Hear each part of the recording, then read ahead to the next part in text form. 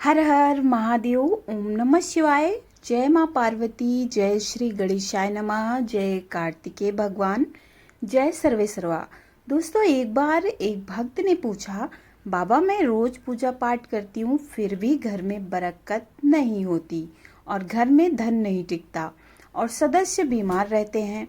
तो आज इन्हीं सवालों के जवाब आपको इस वीडियो में मिलेगा। दोस्तों, ऐसा क्यों होता है?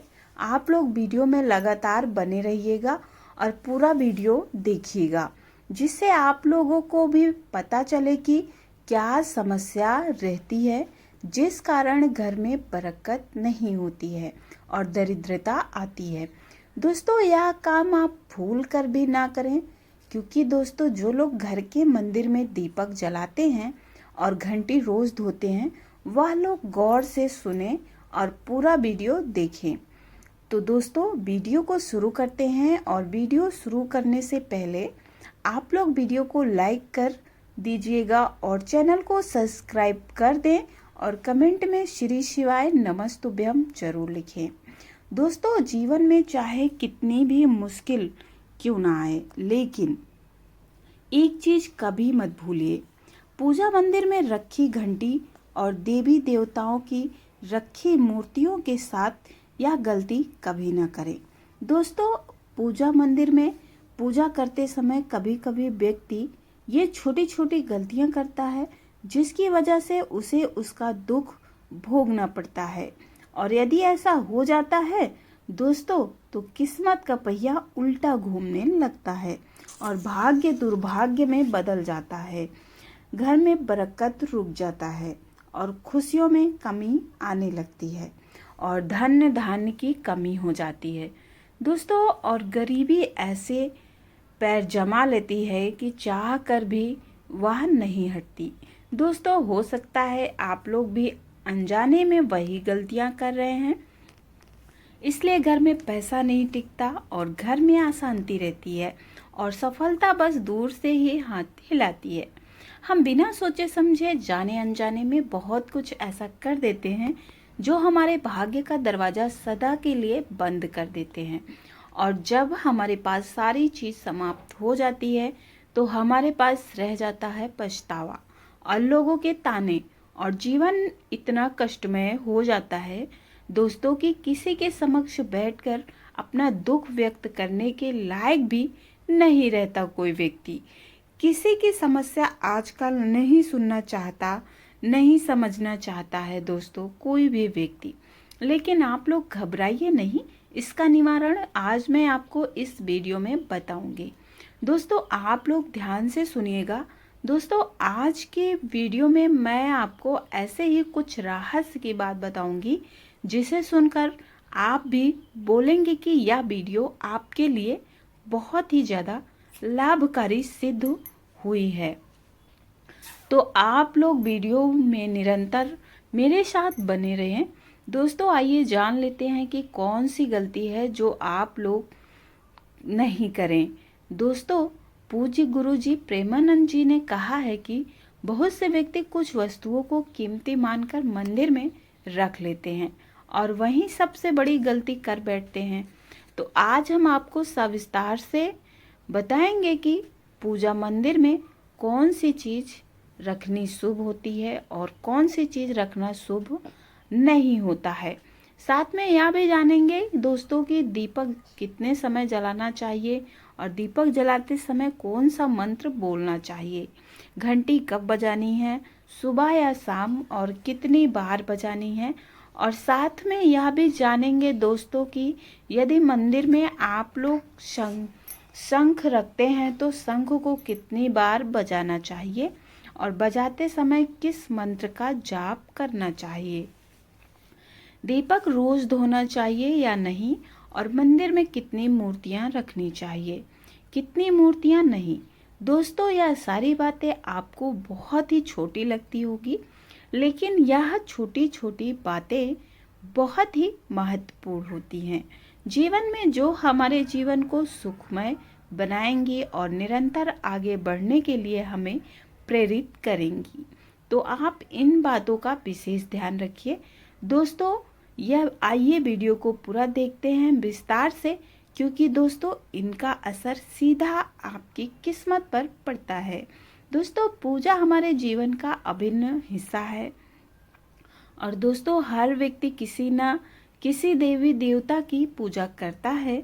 कोई दुर्गा माँ के चरणों में शीश चढ़ाता है तो कोई भगवान विष्णु का नाम जप करता है, ध्यान करता है, एकादशी व्रत करता है और हाँ दोस्तों उनकी पूजा का फल भी प्राप्त होता है। लेकिन क्या आप जानते हैं छोटी छोटी गलतियां हमारे जो पुण्य के फल होते हैं उन्हें रोक देती हैं और हमें असफलता की ओर लेकर जाती हैं। और दोस्तों शास्त्रों में साफ साफ लिखा गया है यदि पूजा का पूरा फल प्राप्त करना है तो इन बातों का विशेष ध्यान रखना चाहिए।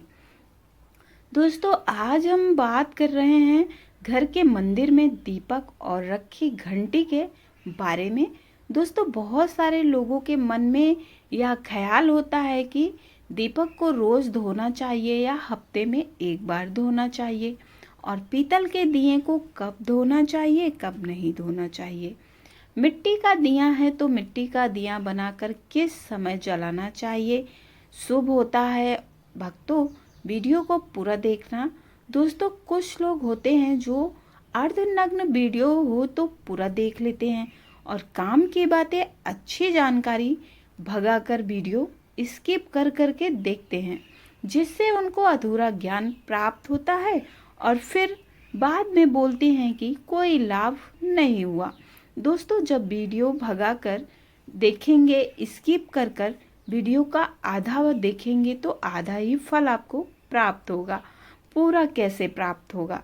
दोस्तों वीडियो को पूरा देखिएगा आप लोग और जिस तरह से आप लोग फालतू की वीडियोस लाइक्स करते हैं दोस्तों और जहां पर आपको ज्ञान मिलता है वहां की वीडियो आप लाइक नहीं करते हैं तो आप लोग वीडियो को जरूर लाइक कर दें और चैनल को जरूर सब्सक्राइब कर दें और कमेंट में श्री शिवाय नमस्तुभ्यम जरूर लिखें। दोस्तों सबसे पहले आइए जान लेते हैं कि मिट्टी का दिया जलाने का क्या महत्व है। दोस्तों कोई भी अनुष्ठान हो या कोई पर्व हो मिट्टी का दिया जलाने का अपना एक अलग महत्व है। दोस्तों मिट्टी का दिया घर के मंदिर या दरवाजे के पास जब जलाया जाता है तो ऐसे लगता है मानो लक्ष्मी माता खुद घर में प्रवेश कर रही हैं।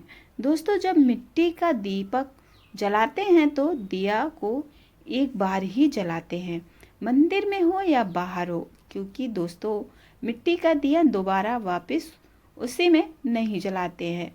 यह अशुभ माना जाता है और हर बार नया मिट्टी का दिया ही जलाना चाहिए। ऐसा करना शुभ माना जाता है और घर में बरकत होती है। दोस्तों आप लोगों ने देखा होगा कि कुछ लोग धातु या पीतल के दिए जलाते हैं। यह न केवल शुभ होते हैं बल्कि इनका धार्मिक महत्व भी बहुत अधिक होता है। लेकिन दोस्तों इनको सिर्फ जलाना ही जरूरी नहीं, इनकी शुद्ध भी करना बहुत ज़्यादा ज़रूरी है। दीपक को जलाने के बाद दोस्तों फिर जब भी आप दीपक का इस्तेमाल में लें मंदिर में तो उसे अच्छे से तरीके से शुद्ध कर लें, साफ करें और गंगा जल का छिड़काव करें, तभी आप दीपक दोबारा जलाएं। यह बहुत ही शुभ होता है। दोस्तों एक बार दीपक जलाने के बाद आप दोबारा हो सके तो उसमें दीपक न जलाएं और गंगा जल की शुद्धि से ये दीपक एकदम पवित्र हो जाता है और घर में चारों ओर सकारात्मक ऊर्जा फैल जाती है। यदि आप इस तरह से करके दीपक जलाते हैं तो आप इस हफ्ते में 1-2 बार साफ करते हैं तो यह पूरी तरह शुद्ध नहीं हो पाता है, तो आप अपनी रोज़ाना की आदत में भी इसे बना लीजिए। आपको रोज़ दीपक को साफ करके ही मंदिर घर में दीपक जलाना है। यह बहुत ही शुभ होता है और आपके घर में सुख समृद्धि लाता है और नकारात्मक ऊर्जा को दूर करके सकारात्मक ऊर्जा घर में प्रवेश करती है।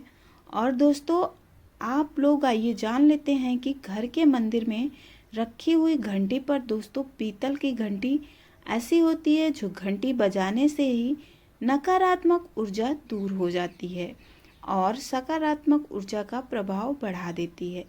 लेकिन दोस्तों, इसे कभी भी दक्षिण दिशा में ना रखें, या बहुत ही अशुभ माना जाता है। और घंटी को हमेशा पूजा स्थल के पास या मंदिर के प्रमुख द्वार पर ही रखें, सबसे शुद्ध होता है। घंटी होती है जिस पर गरुड़ की नक्काशी हो, इसे गरुड़ की घंटी कहते हैं और इसे अत्यंत पवित्र और फलदायक माना गया है। दोस्तों, अब आइए जान लेते हैं कि घंटी को कितनी बार बजाना चाहिए और कब बजाना चाहिए। दोस्तों, घंटी को भोग लगाते समय 5 बार बजाना चाहिए। ऐसा करने से भगवान भोग को जल्दी स्वीकार करते हैं, ऐसा माना जाता है। पूजा के दौरान घंटी को जोर जोर से या फिर लगातार नहीं बजाना चाहिए। सिर्फ 3 बार घंटी बजाना ही उचित होता है। घंटी को हमेशा दाहिने हाथ से बजाएं और इसका मुख हमेशा पूजा की ओर होना चाहिए। दोस्तों, याद रखिए कि घंटी को सुबह की पूजा में बजाना ही शुभ माना गया है, क्योंकि दोस्तों शास्त्रों में लिखा गया है कि शाम की पूजा में घंटी अशुभ माना गया है। दोस्तों, इन छोटी छोटी बातों का, नियमों का पालन करना आपकी जिंदगी में बहुत बड़ा बदलाव करता है। यदि आप इन नियमों का पालन करते हैं तो इसकी वजह से आपकी पूजा कई गुना सकारात्मक और फलदायी हो जाएगा। दोस्तों, यह बातें आपको छोटी लग सकती हैं, पर इनका असर आपकी किस्मत पर गहरा पड़ता है।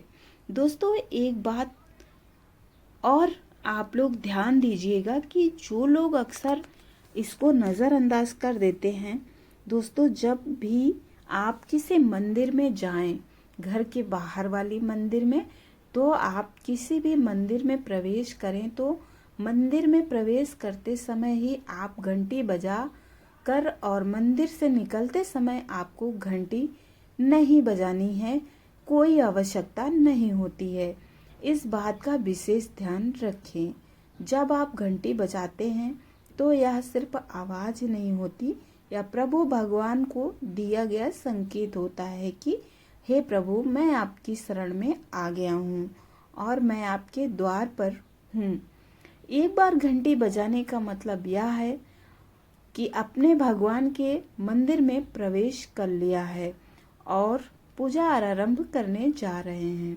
और दोस्तों, दूसरी घंटी बजाने का अर्थ यह है कि प्रार्थना आप सीधे भगवान के समक्ष कर रखे हैं। दोस्तों, अब मैं आपको ऐसी बातें बताने जा रही हूँ जो शायद किसी को कोई जल्दी नहीं बताता है, तो आप लोग ध्यान लगाकर सुनिएगा। दोस्तों, यह बात बहुत ही खास है। दोस्तों, इससे पहले अगर आपने अभी तक कमेंट बॉक्स में श्री शिवाय नमस्तुभ्यम नहीं लिखा है तो आप लोग श्री शिवाय नमस्तुभ्यम जरूर लिखें और आप लोगों की जो भी कामना है मन में ध्यान करते हुए कमेंट में जय माँ लक्ष्मी जरूर लिखें।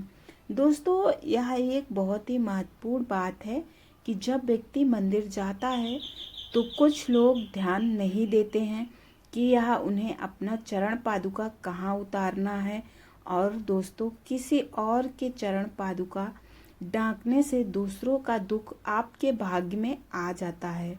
और यदि जब भी आप मंदिर में जा रहे हैं, आप भी इस बात का विशेष ध्यान रखें कि आपके चरण पादुका कोई और नहीं ढांके।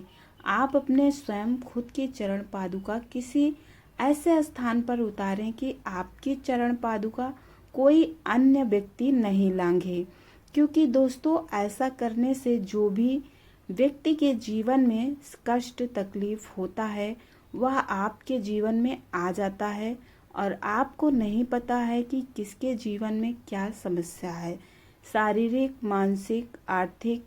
तो आप लोग विशेष ध्यान दें इन बात का। दोस्तों, मैं अपने 1-2 वीडियो में और भी बताई हूँ कि इस बात को, क्योंकि दोस्तों यह बात बहुत ही ज़्यादा ज़रूरी है और इस समय पर त्योहार का महीना चल रहा है, व्यक्ति मंदिर जाते रहते हैं और यह छोटी छोटी गलतियां भी करते रहते हैं। जिससे वह बाद में यही सोचते हैं कि मैं तो सभी चीज़ विधि विधान से करता हूँ या करती हूँ, पूजा भी विधि से करता हूँ, शुभ मुहूर्त से करती हूँ, फिर भी मुझे उसका पूरा फल क्यों नहीं प्राप्त होता है। तो दोस्तों, इन्हीं छोटी छोटी कमियों की वजह से हमें पूजा का पूरा लाभ नहीं प्राप्त हो पाता है। तो आप लोग इस बात का विशेष ध्यान रखें दोस्तों। और दोस्तों, जब भी कोई पर्व हो, त्योहार हो, तो आप लोग पूजा करने जाएं तो याद रखें कि काला कपड़ा भूल कर भी धारण नहीं करें, यह शुभ नहीं माना जाता है। धन्यवाद दोस्तों। श्री शिवाय नमस्तुभ्यम। हर हर महादेव। दोस्तों, मैं भगवान भोलेनाथ जी से प्रार्थना करूंगी कि आप लोगों के जीवन में जो भी समस्या चल रही हो वह जल्द ही दूर हो जाए, और आप लोग वीडियो को लाइक करके चैनल को सब्सक्राइब करके दीजिए और कमेंट में श्री शिवाय नमस्तुभ्यम जरूर लिखें। जय सर्वे सर्वा।